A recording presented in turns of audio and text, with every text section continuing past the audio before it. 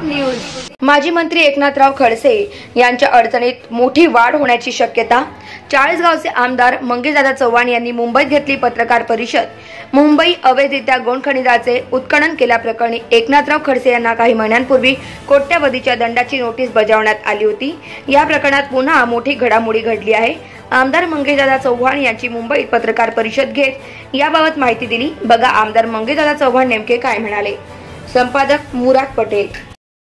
श्री एकनाथ दत्तराव खडसे यांनी 1,18,202 ब्रास अतिरिक्त उत्खनन मौजे सातोड तालुका मुक्ताईनगर या शिवारातून विना परवानगी अनधिकृतपणे उत्खनन केलं आणि त्या उत्खननाच्या संदर्भात स्थानिक आमदारांनी एसआयटीची मागणी केली आणि एसआयटीच्या सर्व रिपोर्टच्या आधारे साधारणतः 1,37,14,883 रुपयाची दंडाची कारवाई त्यांच्यावर झालेली आहे आणि त्यांच्या सर्व मिळकतींवर बोजे बसायला पाहिजे होते। त्यातले आता त्यांच्या वैयक्तिक त्यांच्या एकनाथ खडसे यांच्या 49,01,55,280 रुपये एवढी दंडाची वसुली त्यांच्या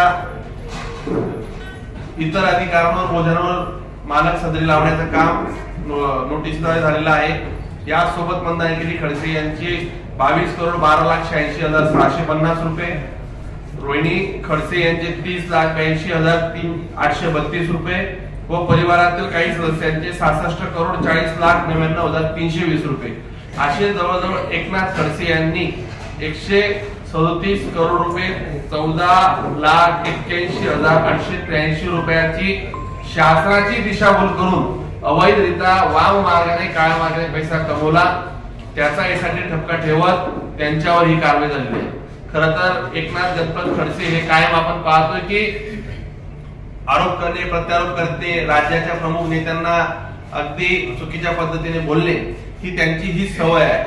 स्वतः उलटा चोर कोटवाल को डाटे म्हणजे स्वतः चोऱ्या करायच्या, स्वतः चुकीच्या मार्गाने जायचं आणि अजून पुन्हा वरतून शिरजोरपणा करायचा ही त्यांची पद्धत होती। आज या कारवाईच्या माध्यमातून त्यांच्या आमची तर मागणी राहणार आहे। मी वैयक्तिक या प्रकरणामध्ये बऱ्याच दिवसापासून आम्ही मागणी केली होती। त्यामध्ये त्यांच्या ज्या मिळकती आहेत 10%च फक्त मिळकतीवर बोजा बसलेला आहे।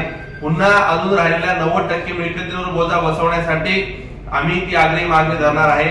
या संदर्भात खरं तर खडसे साहेब म्हणत असतात एकीकडे की माझ्यावर अन्याय होतोय, त्या न्याय मागण्यासाठी उच्च न्यायालय औरंगाबाद येथे गेले होते। त्यांना कुठलाही रिलीफ कोर्टाने न्यायालयाने दिला नाही। म्हणजे याचाच अर्थ की या कारवाईमध्ये तथ्य होतं त्यांनी सातोड या शिवारातल्या 225/2/2 या गट नंबरचा फक्त काही ब्रास उत्खननासाठी शेतकऱ्याच्या नावाने परवानगी घेतली आणि तिथल्या जाणाऱ्या हायवेला पूर्ण ही मुरमाचं विक्री करून जवळजवळ दंडासकट 137 करोड रुपयाचा माल त्यांनी त्या आधारे विकला। तो माल दंडात्मक कारवाई जरी 137 करोड रुपयाची असेल पण त्याच्या 25% तरी त्यांनी तो माल विकला म्हणून त्यांच्यावरती पाचपट कारवाई झाली असेल।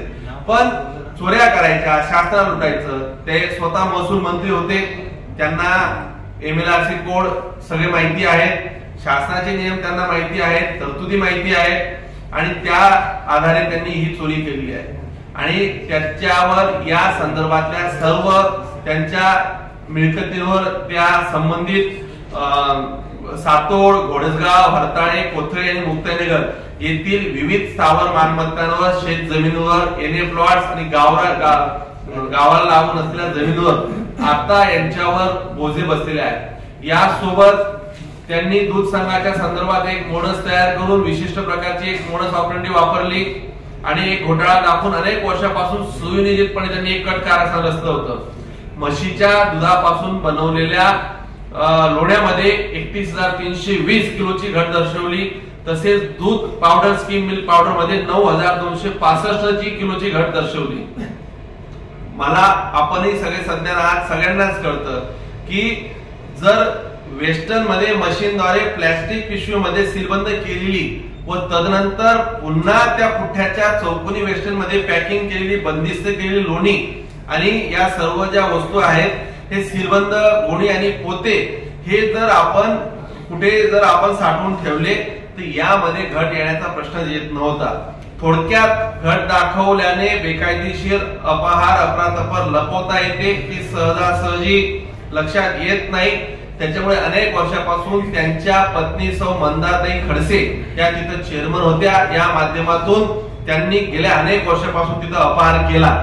त्या संघात मी तिथं सन्माननीय गिरीश भाऊ, गुलाब भाऊ यांच्या नेतृत्वाखाली तिथं आम्ही ज्यावेळेस पॅनल आणलं आणि मी तिथं चेअरमन झाल्यानंतर हा भ्रष्टाचाराची पायामुळे ज्यावेळेस खोदून काढायचा प्रयत्न केला तर अगदी मी सांगतो ते फक्त एक छोटस एक कायद्याच्या आधारे ज्यामध्ये टेस्ट ऑडिट, फॉरेन्सिक ऑडिट हे सगळे होऊन आलेले, हे सगळं कागदांचे माझ्याकडे पुरावे पण आहेत.